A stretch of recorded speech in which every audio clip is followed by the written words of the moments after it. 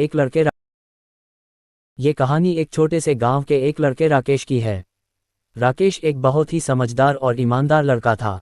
वह हमेशा सच बोलने और सही काम करने की कोशिश करता था, चाहे हालात जैसे भी हों।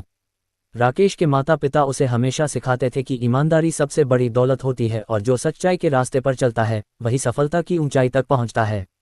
राकेश का सपना था कि वह बड़ा आदमी बने और अपने गांव का नाम रोशन करे। लेकिन उसे ये भी अच्छी तरह से समझ में आया था कि यह रास्ता आसान नहीं होगा, क्योंकि सच्चाई हमेशा कुछ कठिनाइयां लेकर आती है। फिर भी उसने ठान लिया था कि वह अपने रास्ते से भटकने वाला नहीं है। एक दिन गांव में एक बड़ा मेला हुआ। राकेश के साथ उसके दोस्त रवि और वीरू भी मेले में गए थे। मेले में बहुत सारी दुकानें लगी थीं और एक दुकान पर सस्ते मोबाइल फ़ोन मिल रहे थे। रवि और वीरू ने देखा कि मोबाइल फ़ोन की कीमत बहुत कम थी और यह उनके लिए एक शानदार मौका था। अजय ने राकेश से कहा, यहाँ मोबाइल इतने सस्ते मिल रहे हैं, क्यों न हम भी एक खरीद लें।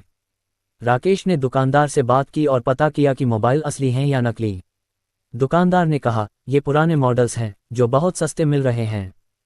राकेश को ये बात ठीक नहीं लगी। वह जानता था कि कोई भी असली सामान इतनी सस्ती कीमत पर नहीं बिकता। राकेश ने अपने दोस्तों से कहा, हम यह फ़ोन नहीं खरीद सकते। अगर ये फ़ोन सही नहीं है तो ये हमें धोखा देने जैसा होगा। लेकिन रवि और वीरू ने राकेश की बात नहीं मानी। दोनों ने मोबाइल फ़ोन खरीद लिए और राकेश को भी समझाया कि वह भी खरीद ले। लेकिन राकेश ने इनकार कर दिया और मेले से वापस घर लौट आया।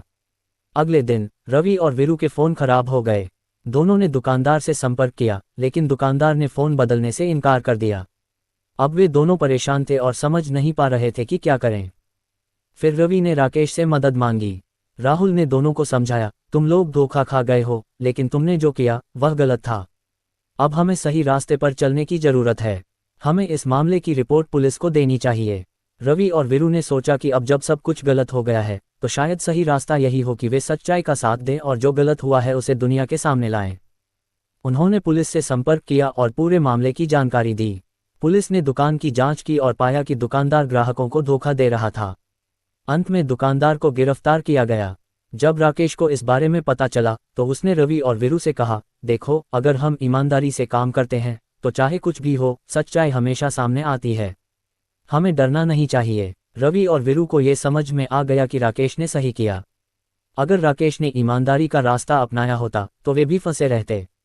उन्होंने सीखा कि सच्चाई को अपनाना कठिन हो सकता है, लेकिन वही रास्ता हमेशा सही होता है। कहानी हमें ये सिखाती है कि चाहे जो भी हो, हमेशा ईमानदार रहना चाहिए। सच्चाई हमेशा जीतती है और किसी भी मुश्किल से बचने का सबसे अच्छा तरीका यही है कि हम हमेशा ईमानदारी का पालन करें। इस कहानी ने हमें ये भी सिखाया कि जो लोग ईमानदारी के रास्ते पर चलते हैं उनके लिए दुनिया में हमेशा एक रास्ता निकल आता है, क्योंकि ईमानदारी के साथ चलने से आत्मविश्वास और सच्चाई का समर्थन मिलता है।